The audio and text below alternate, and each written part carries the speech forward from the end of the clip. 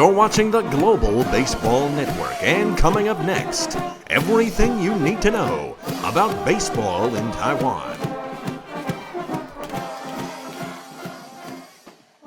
A very good afternoon to you baseball fans. This is Martial Art. Welcome once again to the Global Baseball Network, and we've got League Guide number 3 on the show for you today. That's right, on today's show we're going to tell you everything that you need to know about the Chinese Professional Baseball League on the island of Taiwan. And as a bonus, you're getting a 2-for-1 today because the league's history is in fact so short that we have time in the video to fit in a 2022 season preview. So we're going to smash it all together into one magnificent episode. Now, eagle-eyed viewers will naturally be able to see that there have been a couple of games played in the CBPL 2022 season so far, about 12 if memory serves. But fortunately for us, that's not far enough in the season where we still can't make some solid predictions. So that is what we're going to do today. But first, we're going to dive into some history as we always do on the league guides for you. So settle in for everything that you need to know about baseball in Taiwan. Similar to a number of countries around the Pacific in the early 20th century, baseball was introduced in Taiwan off the back of widespread colonization by Imperial Japan. The first organized team in the country was formed by the National Language School that would later become Jiangguo Senior High School. The most successful of these early teams has to be the legendary run of the Kagi Agricultural and Forestry School baseball team in 1931. It was one of the most diverse teams in the island's history, with native Taiwanese, Han Chinese, and Japanese expats. Despite their differences, they came together to become runners-up at the Koshien tournament in 1931. Even though they didn't win, the tournament earned Taiwanese players prestige and respect from the Koreans and Japanese, and brought baseball prestige in the country to the point it became the national sport on the island.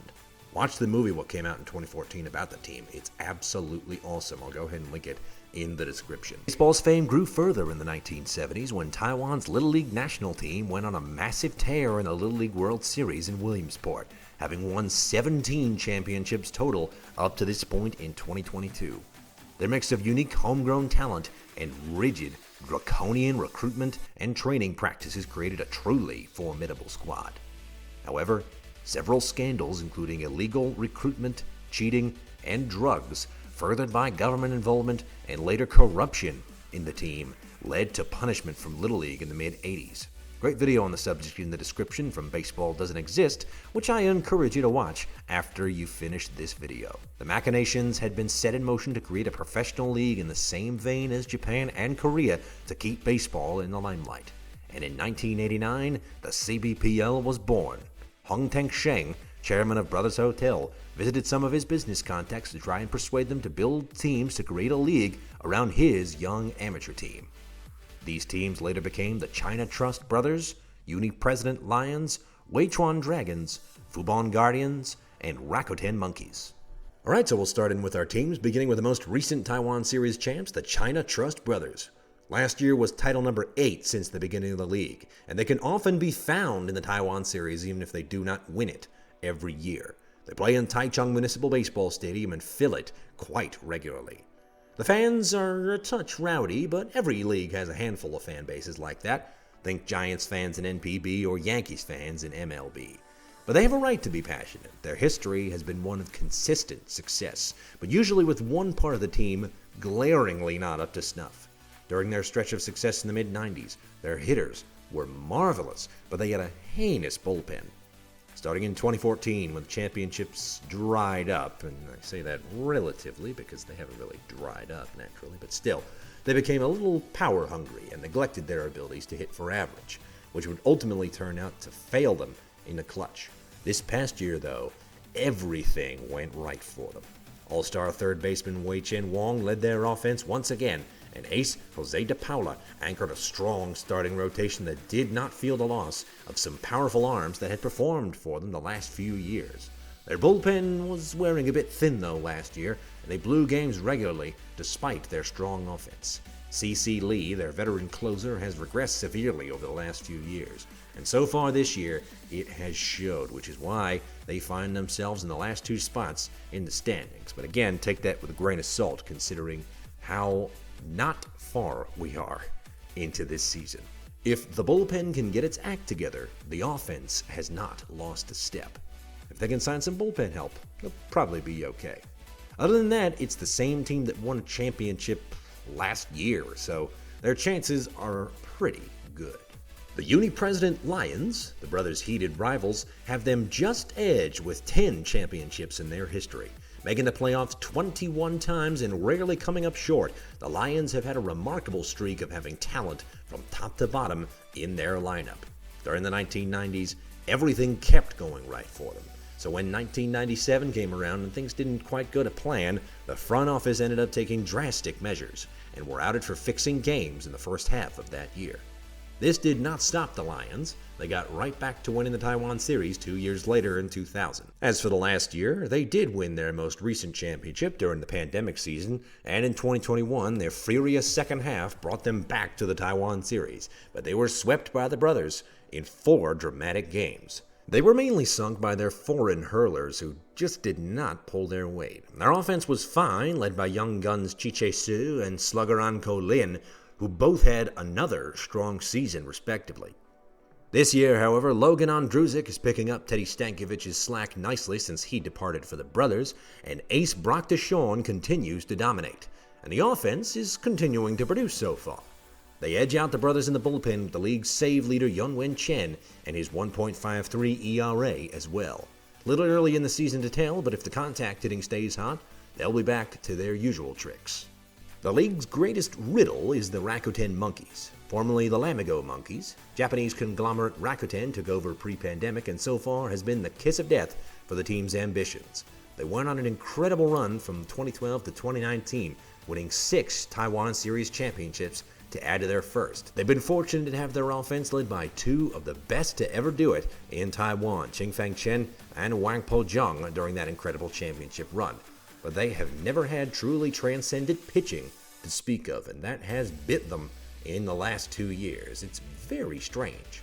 Every year that they do end up succeeding, their offense is at or near the league's best, but the pitching is almost always near the bottom of the league. This year is no different.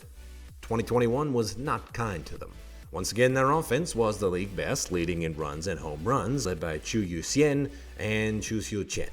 But their best pitcher had the league's 5th best ERA, and their team ERA was close to 4.5, league worst. There are a handful of pieces in both the rotation and the pen who could step up to make things better for them, but it's still up in the air at this point in time. They're doing decently well so far, in second place through 12 games, and so far the pitchers have performed as advertised. Let's see if they can't keep it up this year.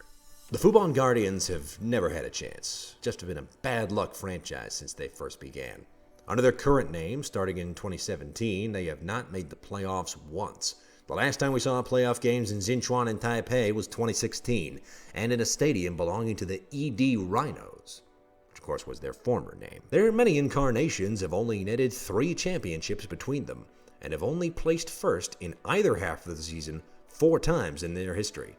They just really haven't had consistently good core since they were first created from players who represented the majority of the Taipei national team in 1992.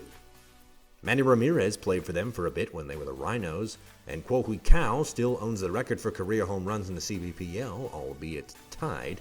He was and still is their best hitter, and they also have this Henry Sosa guy. He was amazing. I wonder where he got off to. Well, that's unfortunate. Yep, they traded him away after a season-ending injury 2 games into the 2021 season sidelined him. They bring very little to the table at this point in time for 2022. Mike Laurie leads their staff again for his 11th CBPL season. Jun Yu-sang is their magnificent, if underused, closer. On the hitting side, they still have Kuo, and they added infamous carp-roid monster Xavier Batista. So far this year, they've won 1 game so far. Oh boy. Hanshin, you're in good company. The good thing about CBPL is, unless things get really dire, teams' fortunes can and do change on a dime. The Weitron Dragons returned to the league after a long time out of it. They won the first ever Taiwan series, plus 4 more in the late 1990s. But Tingxian International Group, the team's new owners for 2000, disbanded the team and it disappeared off the map, breaking the hearts of its fans. The beastly Chiang Tai-shan debuted for the Dragons in 1996 and carried on his stellar career after the disbandment, but they would return in 2019 after spending 2020 in the Farm League to iron out the kinks. How'd they do? Well, okay. They were bad in half one, but rose in the standings in half two to finish a solid showing. By standards of an expansion team, that is. Their pitchers were not too shabby last year, with a team ERA under 4 led by Drew Gagnon and Brian Woodall, who are both returning this season. Jake Brigham is also back and will hope to repeat his 6-start performance with a .6 ERA before he returned to KBO. And Rossi Hsu debuted last year to much fanfare. In 19 starts, he struck out 91 batters in 81 innings. Holy crap. He will be great if he keeps improving. The problem will be offense. Hopefully Ronnie Rodriguez and Telvin Nash, 2 independent league sluggers, and brothers slugger Chi Xiang Lin will help out, with Chie looking to wrest full control of the home run record away from Cole this year. The Dragons could surprise some people, I think, if they have themselves a good season, and for their sake, I'm hoping that they do. As for the league structure, I've already alluded to the 2 60-game halves the season is divided into. In the event that there are 2 different champions of the 2 halves, there will be a 1-game playoff between them. Winner goes to the Taiwan series, and the loser goes into another playoff against the winningest team who didn't win either half. Hopefully, that makes sense. If one team wins both halves, that's an automatic championship berth, and the 2 highest winning percentages between the 2 halves will battle it out for the other spot in the Taiwan series. There'll be an all-star game to watch mid-season, and the playoffs are always dramatic and very, very fun, so be sure to tune in. CBPL TV will cost you about $35 a month for all games, and there's a team-specific package new this year that you can buy that will get you all the games you want for just your team. And that will also be linked in the description.